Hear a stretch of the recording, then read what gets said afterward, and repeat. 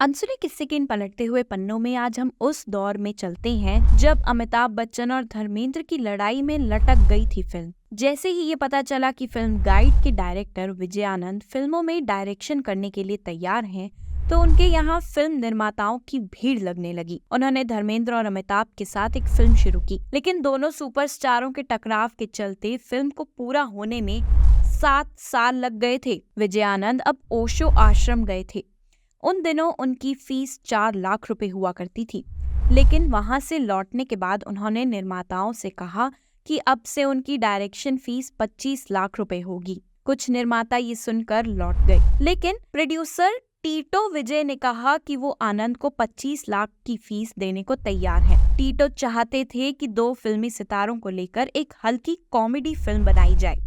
विजय आनंद ने 2 भाइयों की एक कहानी लिखी, जिसमें एक चोर और दूसरा पुलिस वाला था। इसमें दोनों भाई अनोखे तरीके से एक दूसरे की मदद करते थे। फिल्म का नाम रखा गया राम बलराम। विजय आनंद की इस फिल्म में को स्क्रिप्ट राइटर और डायलॉग राइटर के रूप में हिंदी के मशहूर कहानीकार कमलेश्वर को चुना गया। राम बलराम के लिए उस वक्त के बड़े फिल्म स्टार धर्मेंद्र को साइन किया गया। दूसरे रोल के लिए विनोद खन्ना और नवीन निश्चल का नाम आया, लेकिन विजय आनंद को अमिताभ बच्चन पसंद आ रहे थे, जो उसी साल रिलीज हुई फिल्म जंजीर से नए सितारे के रूप में उभरे थे। वो अमिताभ को पुलिस वाले भाई के रोल में देख रहे थे। प्रोड्यूसर टीटो ने धर्मेंद्र के साथ अमिताभ बच्चन को साइन कर लिया। धर्मेंद्र चूंकि बड़े स्टार थे, इसलिए उनको 6 लाख और अमिताभ को 4 लाख रुपए की फीस देने की बात हुई। हीरोइन के रोल में जीनत अमान को 3 लाख और रेखा को 2 लाख रुपए पर साइन किया गया। फिल्म की शूटिंग शुरू हुई, लेकिन धर्मेंद्र इतने बिजी थे कि वो रोज 2-3 घंटे से ज्यादा वक्त नहीं निकाल पा रहे थे।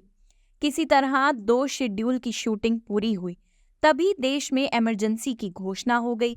इसके बाद दोनों सितारों की डेट ली गई, लेकिन एक दिन की शूटिंग के बाद ही अमिताभ को पीलिया की बीमारी हो गई। डॉक्टरों ने उनको पूरी तरह आराम करने की सलाह दी। अमिताभ के साथ के लिए बाकी कलाकारों की डेट्स भी कैंसिल करनी पड़ी। अमिताभ की बीमारी की वजह से शूटिंग 8 महीने लेट हो गई, लेकिन जब अमिताभ की तबीयत ठीक हुई तो धर्मेंद्र के पास डेट नहीं थी, क्योंकि उस समय एक साल में धर्मेंद्र 6 फिल्में कर रहे थे। लिहाजा अगले 7 महीने में सिर्फ 2 गानों की शूटिंग पूरी हुई।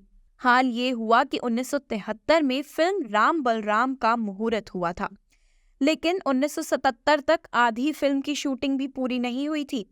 फाइनली धर्मेंद्र ने डेट्स दी, शूटिंग शुरू हुई। समय के पाबंद अमिताभ कॉल टाइम से पहले सेट पर पहुंच जाते थे, लेकिन धर्मेंद्र थोड़ी देरी से आते थे। अमिताभ मेकअप और अपना कॉस्ट्यूम पहनकर सेट पर जाया करते थे, लेकिन धर्मपाजी तैयार होने में भी देर करते थे। धर्मपाजी जल्दी शूट करने के लिए कहते थे। वो तीसरा या चौथा टेक लेने से मना कर देते थे। शुरुआत की शूटिंग में अमिताभ और धर्मपाजी के बीच जो गर्माहट थी, अब बिल्कुल नजर नहीं आती थी। इस बात को विजय आनंद ने पकड़ लिया कि धर्मेंद्र में पहले वाली गर्मजोशी नहीं है। हुआ ये था कि जब फिल्म शुरू हुई थी, तब अमिताभ उस समय नए स्टार बने थे और उनके सामने धर्मेंद्र बहुत बड़े स्टार थे।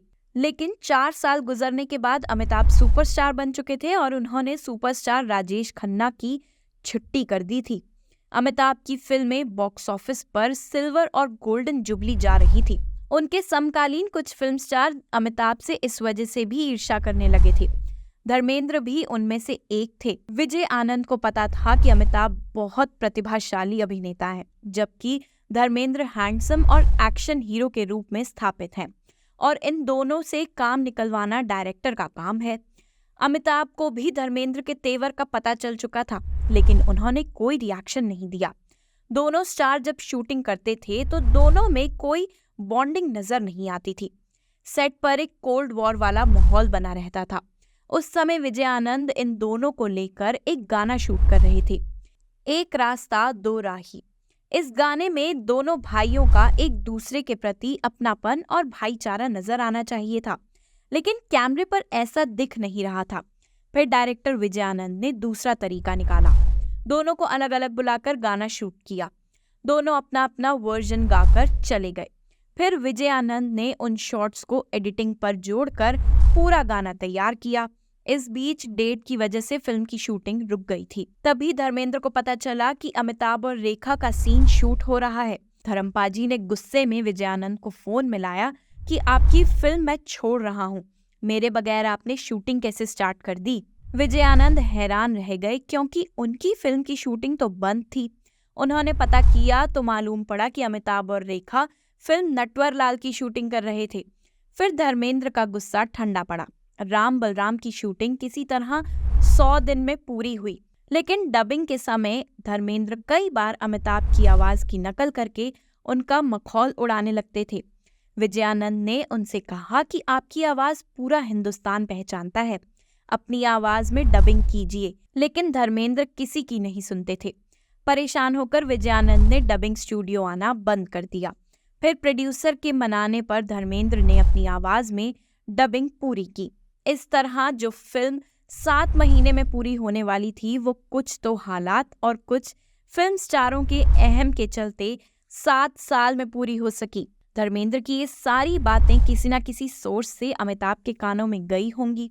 शायद यही वजह रही होगी कि राम बलराम के बाद दोनों सितारों ने लंबे समय तक एक साथ काम नहीं किया।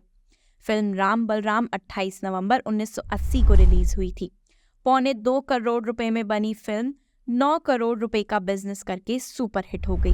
तो ये थे फिल्म राम बलराम से जुड़े कुछ किस्से। ऐसे और भी किस्सों को सुनने के लिए अभी सब्सक्राइब करें हमारे चैनल अनसुने किस्से को।